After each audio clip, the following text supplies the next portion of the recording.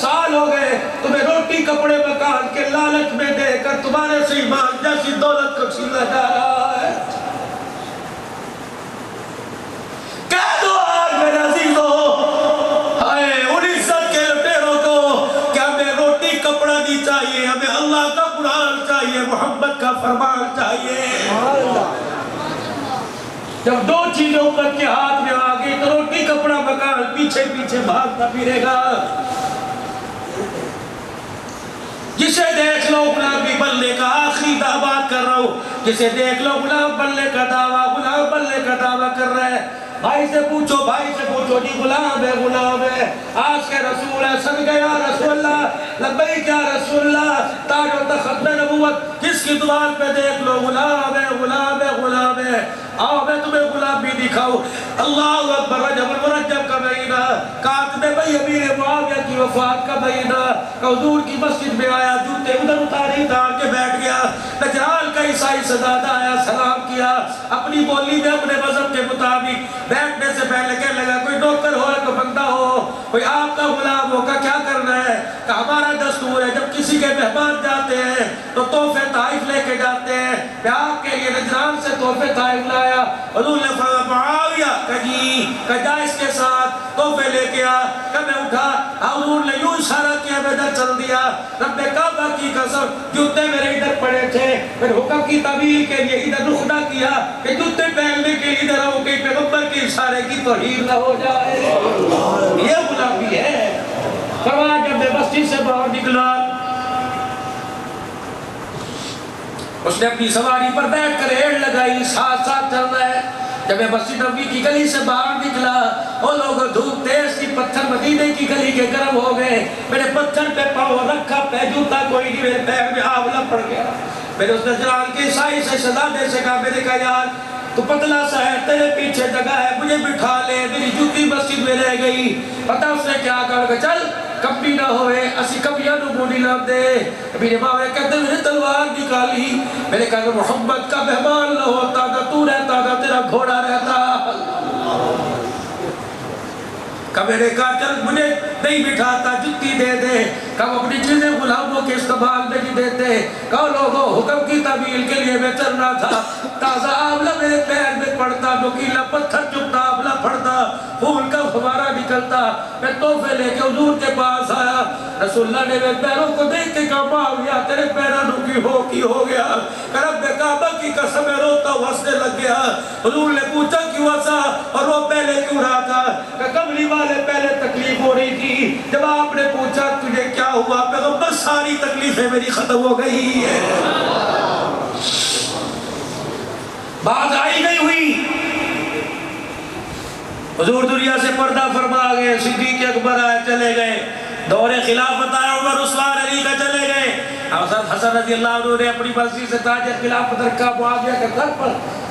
اسلام کا پرچم حکاریت 64,15,000 مربع میل تک پھیل گئی.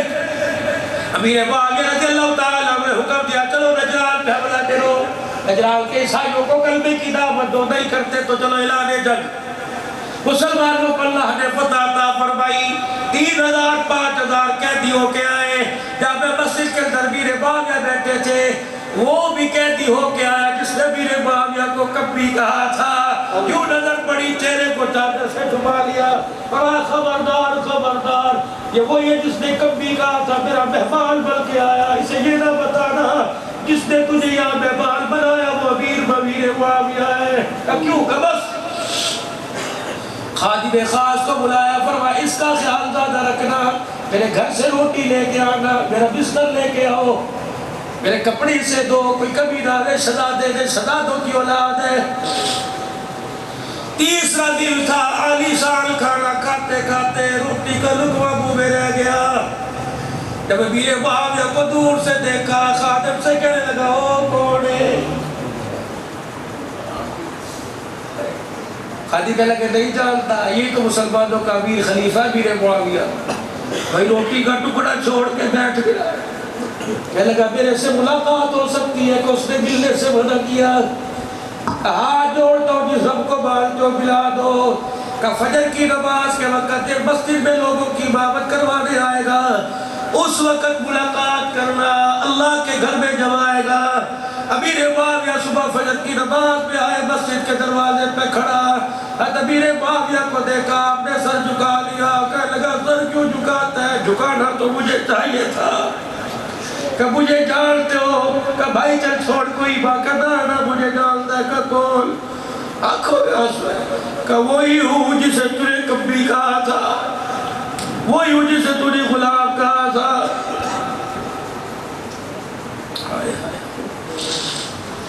کہنے لگا میں تجھے تیرے سے یہ نہیں پوچھتا کہ تجھے یہاں تک کون لے کے آیا، میں تیرے سے یہ نہیں پوچھتا آج خلافت کا تاج تیرے سر پہ کیسے آیا، اتنا صرف بتا دے میں نے تجھے کب بھی کہا تو نے ہمارا خیال شہزادوں سے زیادہ رکھا، یہ تجھے کس نے کہا ہے؟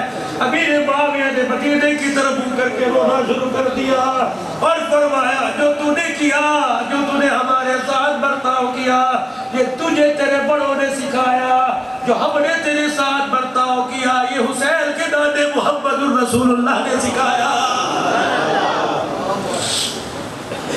ڈالا امیر معاویہ کے گلے میں ہاتھ بغلوں میں لے کے رونے لگ گیا کہ امیر معاویہ مسلح پہ بعد میں ڈالا، جس کے اخلاق امت میں بانٹتا پھر رہا ہے، کلمہ سنانا تیرا کام، پڑھ کے انہی غلاموں کی صف میں نام لکھوانا میرا کام ہے۔ میرے عزیزوں یہ وہی لوگ تھے جنہیں دیکھ کے دنیا والے کہہ رہے خود نہ تھے جو راہ پر اوروں کے ہادی بن گئے، کیا نظر تھی جس نے مردوں کو مسیحا کر دیا۔